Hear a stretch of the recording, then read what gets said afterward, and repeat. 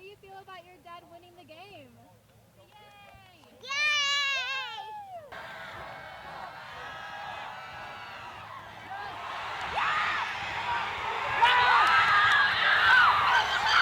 So, first win, first football team, first football coach, first football victory in the history of the school. How's it feel? Man, after the game, I was speechless, and I'm not the guy that typically is speechless, right? I like to talk a lot, and it was just it was awesome, just the sheer jubilation of being able to achieve that first victory, one of hope many to come.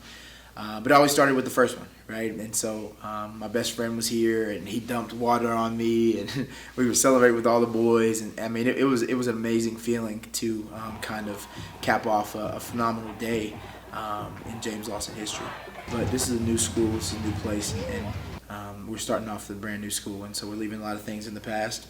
Right before kickoff, I looked up into the stands, and I always find my wife and just waved to her and my son. But I just looked up there, and I just saw it was full, and I still see people coming down from the hill, and I think it was amazing to be able to see the support of the community, and I think it's been a long time coming. There has been football in Bellevue since 1980s. When you feel like you can't give any more, there's more in the tank.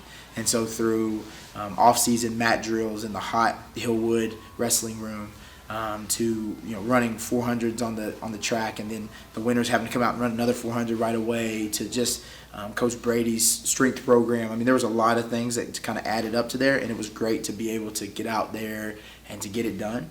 And then to see how excited all the boys were afterwards. I mean, that made me proud. That was the emotion that came over me. Was it wasn't about me, it was about them. One of my great coaching friends has a saying of just don't panic. And, I said that a couple times, but, it was one of those things we really didn't even address it.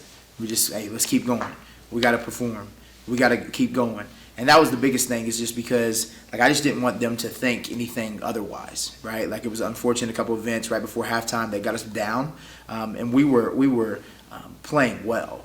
We just needed to clean up a few things, and I think they believed and they saw that, hey, no, this is going in the right direction. We just got to cap this off. So we got the ball back with less than 3 minutes left.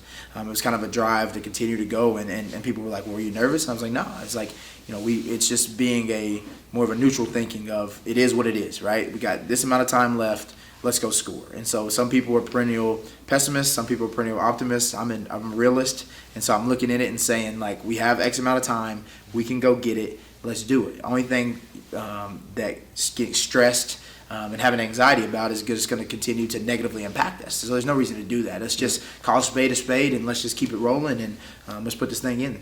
Yeah, so we have 91 guys in the roster, and we suited each and every one of them up for the game. So our sideline was packed. We even had 4 freshmen that got into the game. We have 41 freshmen, so it was an awesome thing to be able to these guys to know that we don't discriminate. We want the best guys out there, and so we were able to get those guys in some reps, and I think that it's been huge. It's a testament to the school leadership of building a great brand here at James Lawson. Obviously, the school itself, Messer Construction, doing a great job with what the school is. To our coaching staff, to be able to see oh man, they got some guys that are really good. And then I think there's a little bit of me into it, just being able to say he came from here, and people can speak to me and whatever it may be. But we had to recruit the halls first and foremost. We had 13 guys at our first off-season practice. We had 3 parents at our first parent meeting. Whenever we had our parent meeting, we had a whole auditorium packed, and we had 91 guys in there. And so it's just continuing to see the change, and never blinking, right? Staying steady. And I think because there's no reason to do that. There's no reason to worry about things you can control. I'm big into controlling the controllables, and knowing what we have. And somebody said, "Are you ever going to cap off your roster at a certain amount of guys?" I'm like, absolutely not. We want as many guys in this program as possible, as much as we could possibly have, because we know that football is a number sport, obviously. Two, that if the pulse of the football program will continue to permeate throughout the school, and so we have a sense of positivity. We want our guys to, our core values, work hard, improve every day, be unselfish, be the best. but we're going to be a family. And so we're going to know that at times we get upset with each other from, that happens with your mom or your dad or whatever it may be. But with us, I tell them, I'm the pseudo dad of this program. I'm here to make sure that you become a better man than you would have been had you not come into our program. It's not my program, it's our program. And we want people to see that we're running things the right way. We're not giving any kind of excuses. We have a sense of accountability, and we're student athletes first. How do you eat an elephant? One bite at a time. If you look at the big picture of it, it can sometimes get a little overwhelming for some. But if you say each week, hey, we're on to Sycamore this week, then we're on to Stratford. And that's the biggest thing, is just want to know each week, controlling the controllables, not having self-inflicted harm in the sense of pre-snap penalties and those things. Like we talk about all the time, alignment, assignment, effort, execution. If we align correctly, that means we're getting ourselves ready before the ball snap or putting ourselves in a situation for success. Assignment, knowing what we're supposed to do and doing it the right way. Effort, giving 100% effort each and every time we get out there, because I got another guy that could give 100% effort if you can.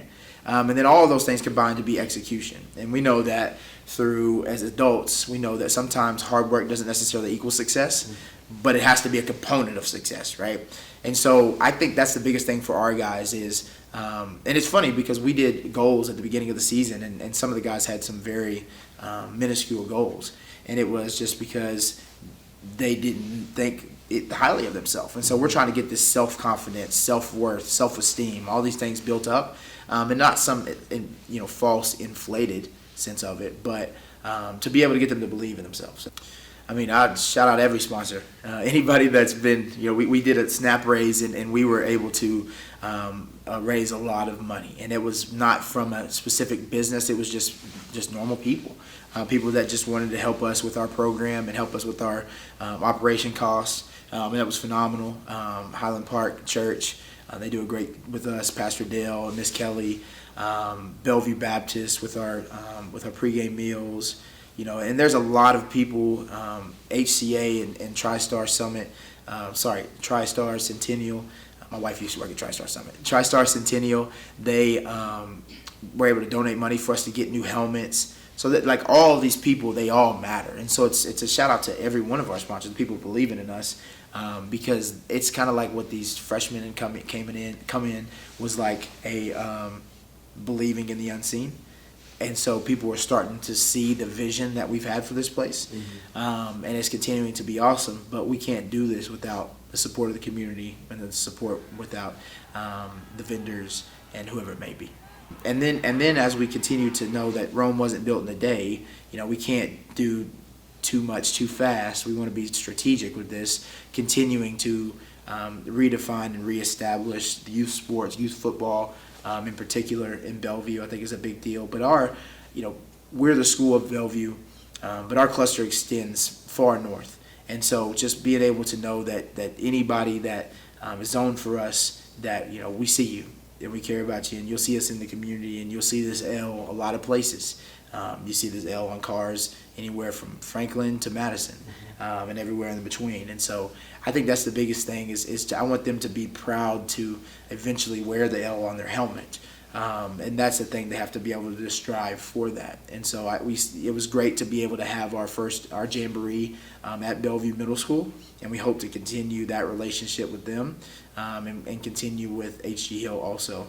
And so I think that's the biggest thing with our two feeders, but then just continuing to spread our reach throughout the city.